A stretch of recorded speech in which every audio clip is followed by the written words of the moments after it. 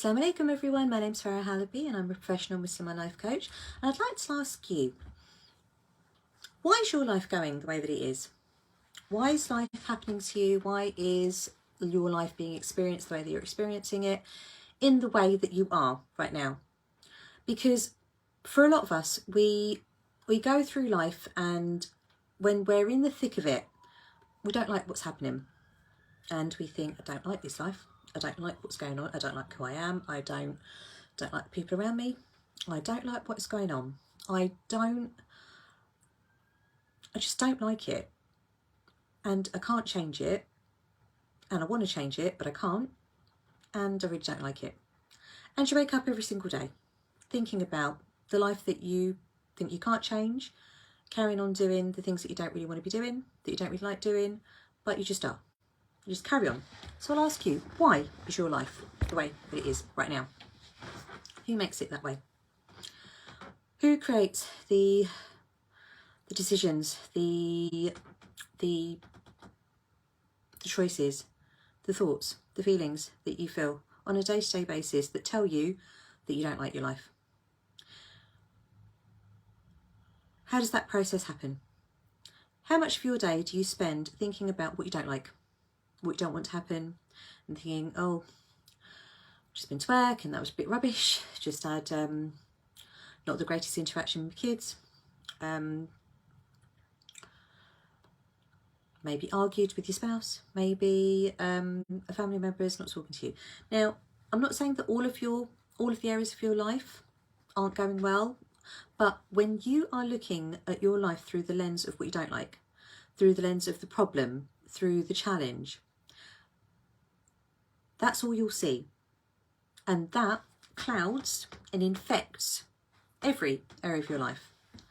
Or if there is a certain area of your life that you try to separate from those other areas of your life that aren't going well, and you almost distract or disconnect the you that is operating in all of those areas of your life that aren't going how you'd like them to go, and you really focus and you really distract and lose yourself in the one pocket or the one part of your life that is going all right. But is it really going all right? Now, I don't want you to all be sitting there thinking, oh my goodness, looking at all areas of my life and it's just rubbish, and that one bit that I think is okay, actually, is it okay? Or am I just using it to distract myself and making it look possibly better than what it is because the rest of my life sucks? I'm not asking you to look through the lens of your life through that, like that. But for most of you, you're probably scrolled on by now thinking, no, that doesn't refer to me. That doesn't resonate with me. Don't know what she's talking about. Or maybe not even just, haven't even heard the words that have come out of my mouth. But for those of you that are still here and you are thinking, yeah, I go through my life, I go through my day thinking about what I don't like, thinking about what I don't want to feel, thinking about how this is not what I want, and I don't feel that I can change it. I don't even know how, I don't even know if I'm allowed, I don't know if I can, but all I know is that I don't like this, or I'm not feeling this, or I'm not up for this. This is not what I signed up for.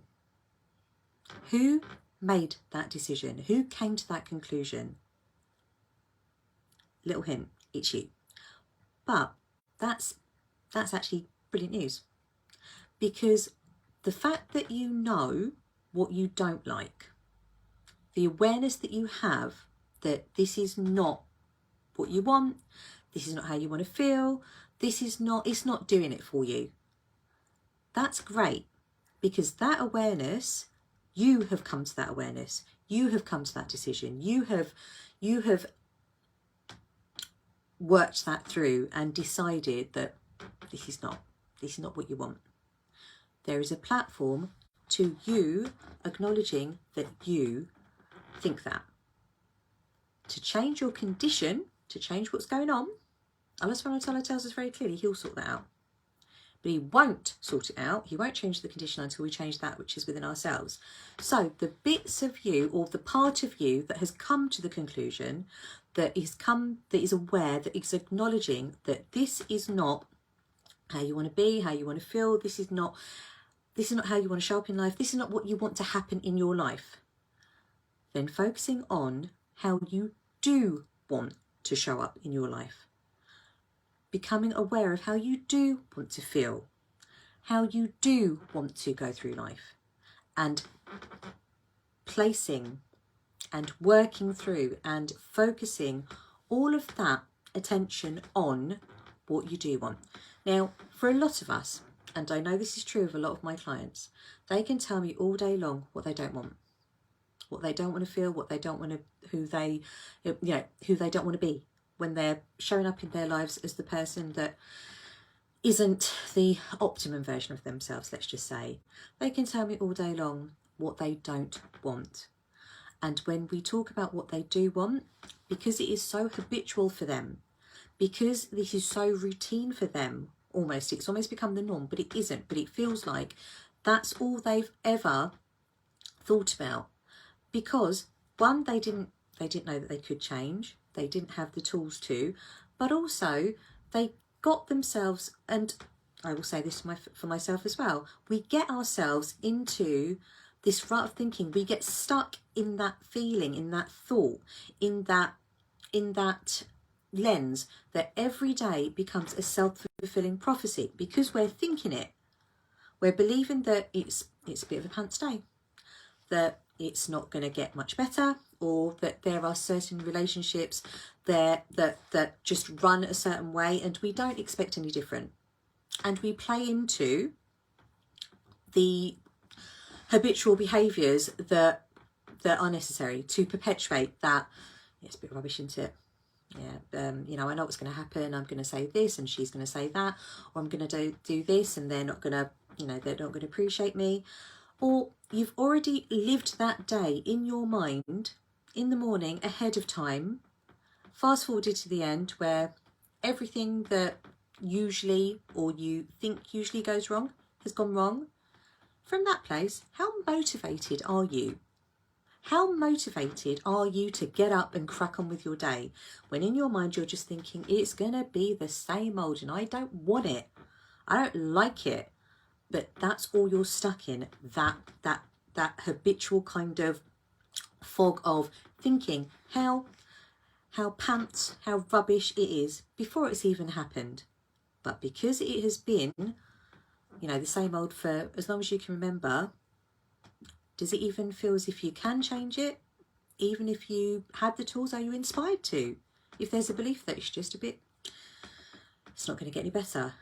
But the fact that you are able to perceive that and work that out means that when we go back to what Allah subhanahu wa ta'ala tells us, that He will not change the condition of a people until we change that which is within ourselves, the bit that we can change is our perception, our thinking, our beliefs, our thoughts, our way of reasoning, our way of looking at the world, because that is what is giving us that experience of it's a bit rubbish, isn't it? Now, I'm not talking about people's behaviours, I'm not talking about things that happen outside of us. We can't control them, but our way of dealing with them, the way in which we approach them, the way in which we act or behave or show up in those various pockets of our lives, that is on us. You have the ability, not just the ability, the accountability, responsibility and capability to manage yourself. Maybe you didn't realise, maybe you've never thought about it, maybe you've never been taught it, but you do, because you are the one that is able to tell me all day long what you don't want, quite clearly articulating your experience. When you understand how you work, how your experience is created, how you show up in the world, how you see it, how you view it, how you understand it, and through the process of the science of the Nafs, which is how we work, as taken from our manufacturer's guide, the Quran, how we work as explained, described and told by the one who created us. How we work, how we experience life, how we live, what we do, what our purpose is, how we can utilize that awareness to solve the problems in our lives. Because the Quran is a guide for how we live life. It's a book of shifa, the cure, not just for spiritual things, but the cure and the guide for humans. What makes us human? Our spiritual, physical and psychological parts. That's who we are. We comprise of those three parts. Take any one of those away and we cease to be human. So all of the ways in which we operate in synchronicity of those three parts is all given to us in the Quran and the Sunnah. And the science of the Nafs explains that very succinctly. So if you are thinking, it's the same old, can't change it, don't like it, then that's a great place to start.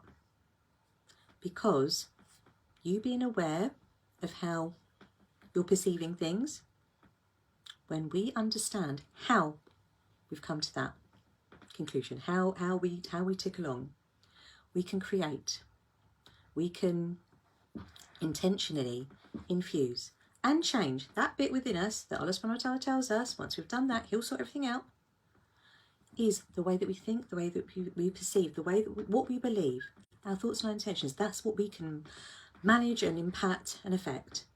And when we do that, the whole world changes. Everything changes because Allah subhanahu wa ta'ala said that He will sort that out. But when we have a different lens, when we understand, and when we use that power of being able to understand how we work, and when we are able to harness that, it's a skill. It's an exercising of a muscle, of a process, of an intellect. It's the connection between our intellectual thinking and the beliefs that reside in our hearts. That's what our mind is. When we've got a lens on how that works,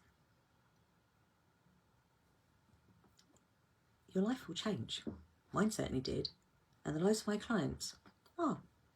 So if you are thinking, life's not particularly great right now, or there are parts of my life that are not particularly great right now, and you are a professional Muslim woman who has tried lots and lots and lots of different things, from therapy to positive thinking, to affirmations, to trying to just ignore that little voice in their head, or trying to distract herself from it, just trying to chug along with things, getting on with things, trying to ignore, trying to do lots and lots of things, has a to-do list, has a kind of process that she follows, and it's not working.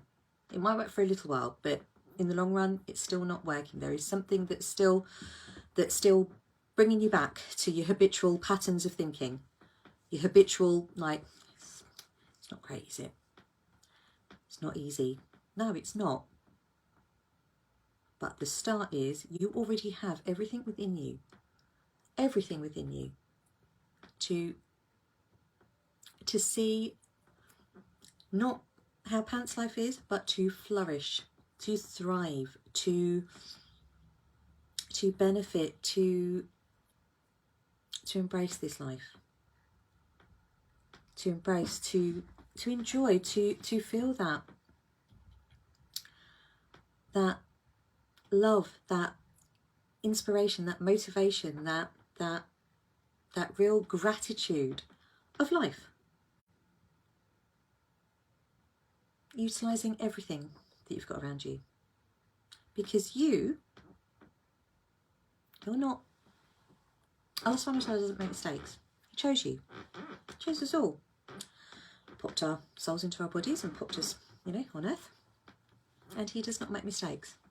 So if you are a professional Muslim woman, and especially on the run-up to Ramadan, who is just feeling that things aren't going her way, or that she feels stuck in how things are not going great, and that's all you can see,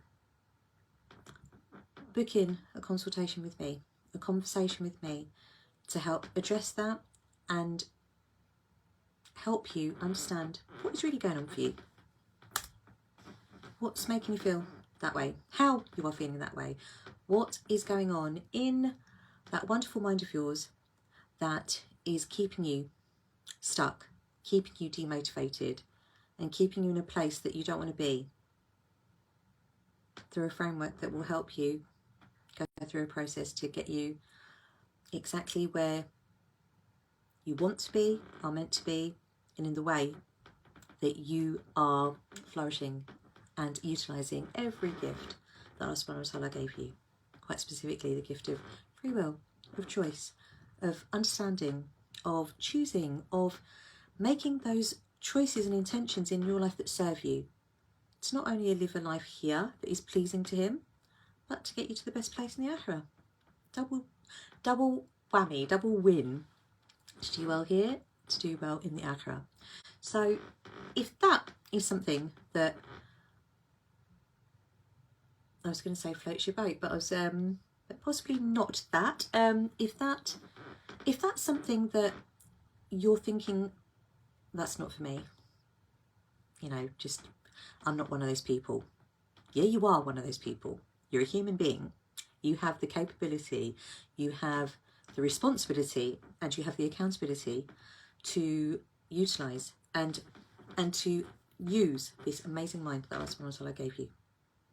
So why not use it for creating a life that you love, creating a life that you want, creating an experience that you do like, having that life that you are inspired to wake up every morning to live the fullest out of. My name's Farah Halabi. You can contact me. You can either private message me or you can email connect@farahhalabi.com. And as always, I pray that you are safe, well, happy and healthy, and inshallah I look forward to connecting with you very, very soon. But for now, take care. Assalamu alaikum.